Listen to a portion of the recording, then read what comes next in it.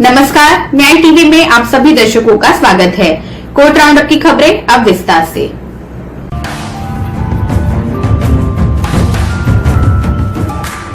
Supreme court ने मंगलवार को निर्देश दिया कि लोन की किश्तों में पिछले साल 1 मार्च से 31 अगस्त तक की अवधि के दौरान किसी भी उधारकर्ता पर ब्याज पर कोई भी दंड नहीं होना चाहिए जो लोन की किसी भी राशि के लिए हो। यदि इस तरह का ब्याज पहले ही एकत्र किया जा चुका है तो इसे उधारकर्ता को वापस कर दिया जाना चाहिए या अगली किश्तों में समायोजित कर दिया जाना चाहिए। पीठ ने कहा कि केवल 2 करोड़ रुपए से कम की ऋण श्रेणियों में ब्याज पर छूट का लाभ सीमित करने के लिए केंद्र की नीति में कोई औचित्य नहीं है। पिछले साल केंद्र ने 2 करोड़ रुपए तक के ऋण के लिए 8 निर्दिष्ट ऋण श्रेणियों में ब्याज पर छूट की अनुमति देने का निर्णय लिया था।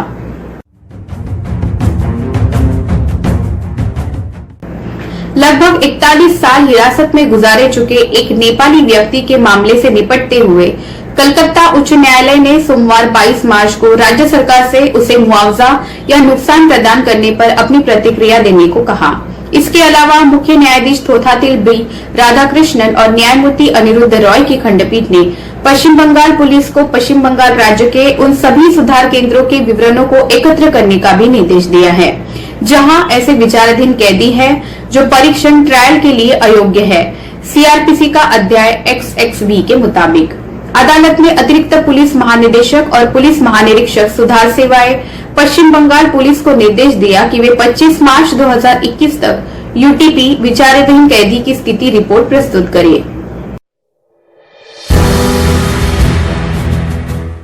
सुप्रीम कोर्ट ने अधिवक्ता और बीजेपी नेता अश्विनी कुमार उपाध्याय द्वारा दायर जनहित याचिका पर नोटिस जारी किया है जिसमें फर्जी अभियोजन के पीड़ितों को केंद्र द्वारा मुआवजा के लिए दिशा निर्देश तैयार करने के लिए निर्देश मांगे गए हैं। दलील ये भी है कि न्याय के पतन पर लॉ कमीशन की रिपोर्ट संख्या 277 की सिफारिशों को लागू किया जाए। न्यायमूर्ति यूयू ललित की अध्यक्षता वाली पीठ ने भाजपा नेता कपिल मिश्रा द्वारा दायर एक अन्य याचिका को भी इस साथ टैग किया है जो इसी तरह का निर्देश मांग रही है। मिश्रा ने सर्वोच्च न्यायालय से आग्रह किया है कि केंद्र को फर्जी शिकायतकर्ताओं के खिलाफ सख्त कार्रवाई करने और मुकदमा चलाने के लिए एक तंत्र बनाने और फर्जी मुकदमों पीड़ितों को पर्याप्त मुआवजा देने का निर्देश जारी किया जाए। दरअसल बलात्कार के आरोपी विष्णु तिवारी का मामला सामने आने के बाद दोनों याचिकाएं दायर की गई, जिसे हाल ही में इलाहाबाद उच्च न्यायालय ने 20 साल जेल में बिताने के बाद बरी कर दिया था।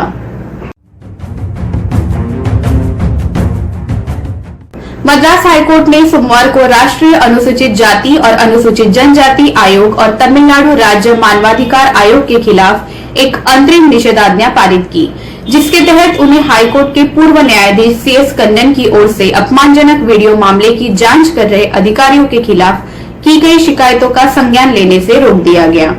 जस्टिस M सत्यनारायणन और जस्टिस AA नवकिरण सहित एक डिवीजन बेंच ने एक प्रथम दृष्टया विचार बनाने के बाद अंतरिम आदेश पारित किया कि शिकायत, धमकी, जाति के नाम पर धमकी और जांच अधिकारियों को कर्तव्यों का निर्वहन करने से रोकने का प्रयास है। न्यायालय के अगले आदेश तक निषेधाज्ञा लागू रहेगी। कोर्ट ने राष्ट्रीय SC/ST आयोग और TNSHRC को भी नोटिस जारी किया है। मामले की अगली सुनवाई 22 अप्रैल को होगी।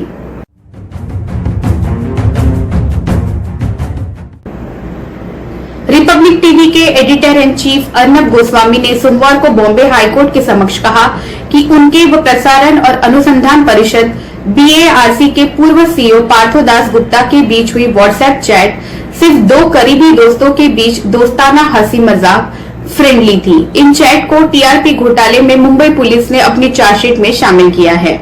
जस्टिस SS शिंदे और जस्टिस मनीष पितले की खंडपीठ गोस्वामी और ARG outlier media private limited की एक याचिका पर सुनवाई कर रही है। ARG कंपनी रिपब्लिक टीवी की मालिक है।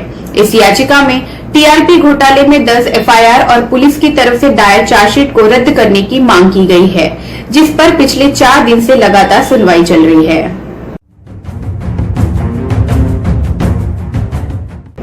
कारोबारी मुकेश अंबानी के घर के बाहर विस्फोटक से भरी संदिग्ध कार मिलने और फिर उस कार से जुड़े शख्स मनसुख हिरेन की मौत के मामले में लगातार नए खुलासे हो रहे हैं। इसी कड़ी में महाराष्ट्र एटीएस ने दमन से एक वॉल्वो कार बरामद की है। इस कार का लिंक मनसुख हिरेन हत्याकांड से बताया जा रहा है। हालांकि अभी पूरी जानकारी सामने नहीं आई है। बता दें कि मनसुख हिरेन की हत्या के संदिग्ध के तौर पर एनआईए ने मुंबई पुलिस के निलंबित अधिकारी सचिन वाजे को अरेस्ट किया है और उससे पूछताछ की जा रही है। ये मामला बेहद हाई प्रोफाइल हो गया है और महाराष्ट्र विधानसभा से लेकर संसद तक इसकी गूंज है। यही नहीं, महाराष्ट्र के गृह मंत्री अनिल देशमुख के इस्तीफे की भी विपक्ष की ओर से मांग की जा रही है।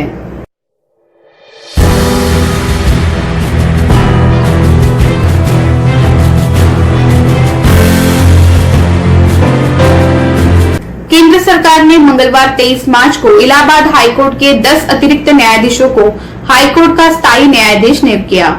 जिन न्यायाधीशों को स्थायी किया है उनके नाम इस प्रकार है: justice Ali Jamin, justice Vipin Chandra Dixit, justice Shekhar Kumar Yadav, justice Ravinath Tilhari, justice Deepak Verma, justice Gautam Chaudhary, justice Shamim Ahmad, justice Dinesh Pathak, justice Manish Kumar और जस्टिस समित गोपाल।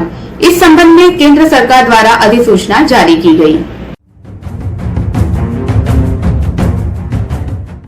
फिलहाल बस इतना ही। अन्य खबरों के लिए जुड़े रहिए न्याय टीवी के साथ। नमस्कार।